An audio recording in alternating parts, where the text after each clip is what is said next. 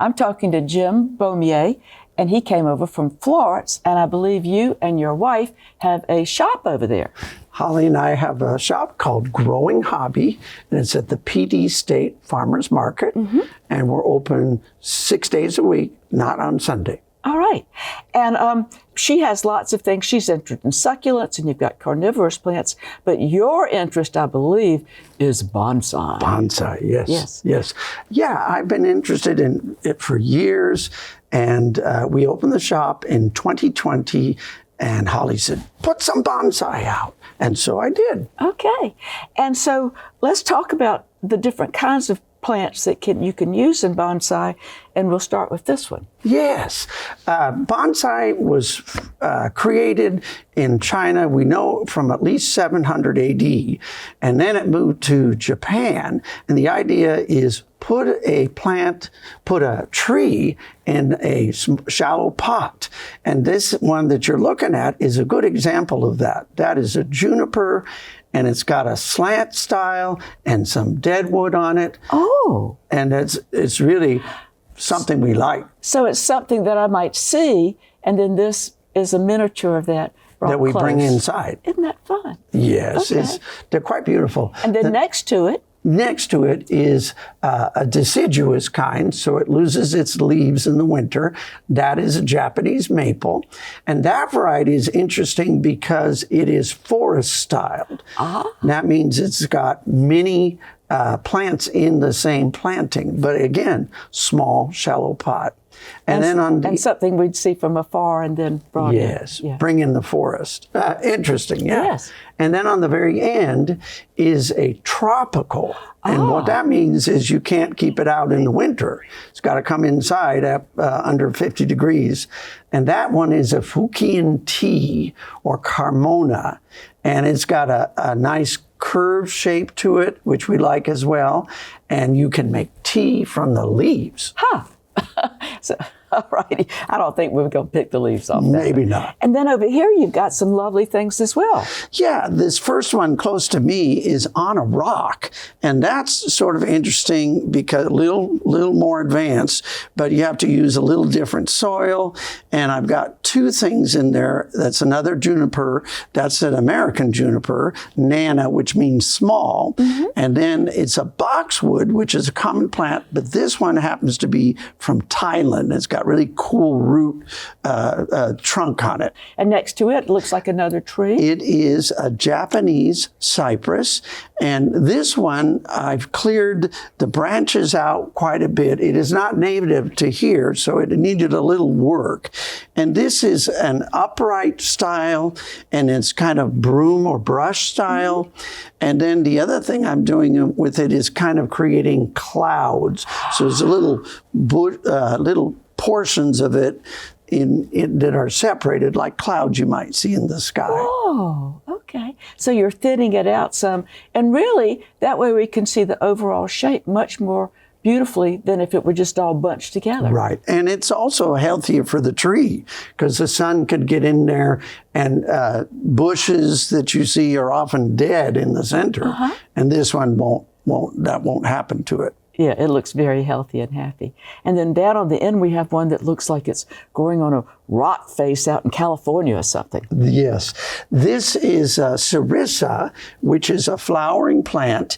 And this variety likes or doesn't mind to have its roots exposed. Gosh. And I bet you know that you don't expose the roots on plants. And so you probably had to put a lot of work into getting that done. You didn't just yank it out of the ground and stick it in there like we that. move it up yearly, which is, most of them can stay where they are for 3 years or more. Yes. But this one I have to move up yearly to expose the roots. Wow. And then I clean it off. Gosh, there's a good bit of work that goes into it. It's not too bad. I enjoy it. Yeah, and you enjoy teaching people about it too. I do. Yeah. Well, let's talk about how you make a bonsai, shall we? Well, and I've studied a little bit. I am an amateur. Yes. So I'm not a bonsai master, but I've done some studies. There are bonsai masters in North Carolina who I've gone to visit. And then I learn a lot from doing on my own. Okay. So we start with a bonsai pot. And the first thing we've got to do is it's got this big hole in it. And so we've got to put a screen in it so the dirt doesn't fall out. Wow. So, and Soil. soil, yes. Or substrate is what they call it. So, and so we do a little manipulation with wires. Wow. Whoa. So it'll stay right in place. Yeah. And then I've got that there. Super. So, and then we've got the tray when you put it inside so the water doesn't fall out. Now, the other thing is when we put it in there, we're going to cut the taproot. So I also have to wire the plant into the pot. Whoa. So I use wires to put the plant into the pot. Now you're going to put the screen over that other little hole? Yes, too? I will. Okay. I was going to skip that step further out. I don't want this plant to die. So I want you to do it right. Or the dirt to come soil to fall out. Substrate. So there we go. Okay. Then I'll get my plant, and this is where it gets real fun. And this is easily bendable. Yes, This is just copper wire. Yeah. Well, actually not copper, because copper would corrode. So this is anodized aluminum wire. It does look like copper from its color. Yeah. Right. So now I get to be, this is why people like doing bonsai, because you get dirty. Okay. So then we take the plant out of it. Wow. See, I told you I was going to make a mess.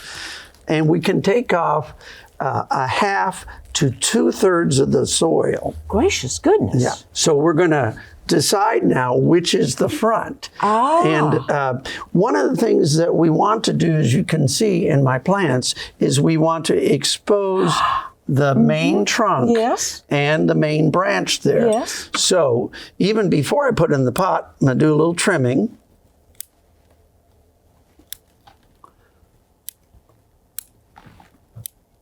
And there, I've exposed it there. So that's going to be the front. Right. That and was then, pretty easy to so understand. we can manipulate this plant in two ways. We can trim it, but we can also wire it. So this plant. And you have trimmed it some.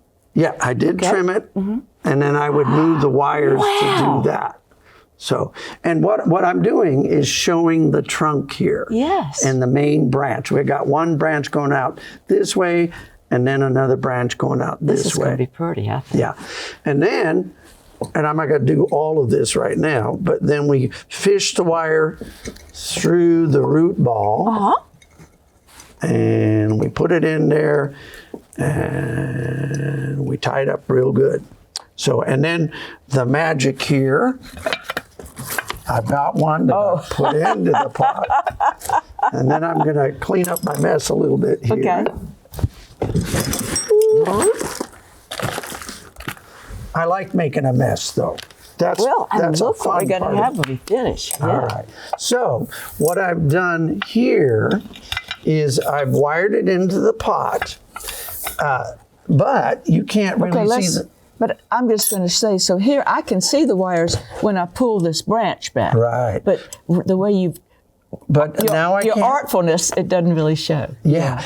So I've done some trimming on this one already, but this branch is in the way. Yeah, it is. So what I'm going to do is finish wiring it. And as I mentioned, you get the design you want both by trimming and also wiring. So we do a combination of both. Now what I'm doing is wiring, and I want to make it look nice, so I'm wiring it tightly to the branch. And I'm going to wire first before I bend. Oh. And then, so I've done that. Yes. And then I pull it like that. Wow. And then I should have a fairly good shape. Yeah, I do. And I'm going to grab something else here. I'm going to peek and look. Yeah. Oh, that's going to be lovely. Right. And this is just a... Lazy Susan. Well, Lazy Susan, or it's a potter's wheel, actually. Okay. And I was doing so much of this on a little... not very nice potter's wheel, and Lazy Susan, Holly got me this nice potter's wheel. And this way I can kind of look at it all around. Wonderful. So there you go. And I'm going to just do a little trimming here, and then I'll show you. But again, I'm exposing the main trunk. And I'm not going to do all of that. Whoa. But there you go. Gosh. So It already looks pretty good to me. well, it's going to get better. It'll take me a little while. I want to talk about the soil. Yes, because we need to get some more soil in this. So the soil consists of 3 components. There is lava rock, which is makes it very porous so the water can move through. Exactly. But the other design of this is so that the bark will get gnarly and old looking. So it's not nutrient rich at all. And so we're not necessarily growing this plant. We're making it look older. I see. And that's by design. So in a few years, this bark here will look kind of rough and gnarly. And you mentioned on this plant how it's flaky and coming off and so forth. Makes it look older. It does. That's with the bonsai soil. Okay. In addition to that, we use a Japanese clay called akadama. Yes. And this is very common in Japan, but obviously not here. But we do get it because it works so well. And what's its purpose? What does it do? It keeps the moisture. Oh, and as you mentioned, the lava rock, no moisture. Water is going to go right through it. So that helps. Now, I cheat. And I use some organic material. Yes. Many bonsai people use no organic material. But then you have to do all kinds of supplements. Fertilizing. Okay. I mean, be sure all the nutrients. Well, not just the nutrients, but all those trace elements. Yeah, sure. Yeah. So, anyway, I use pine bark mulch. Okay. That seems to work out well, and my customers like it. Easy. Yeah. So it works out very well. And then, so when I get to that point, I'll push that soil in here. There we go. So you're starting with? It's the mixture of those 3 elements. Oh, you mix it up. Yes, I use equal amounts of these 3 elements. Thank you. Now, I've also got to do this, and of course, from Japan, we have to use a chopstick.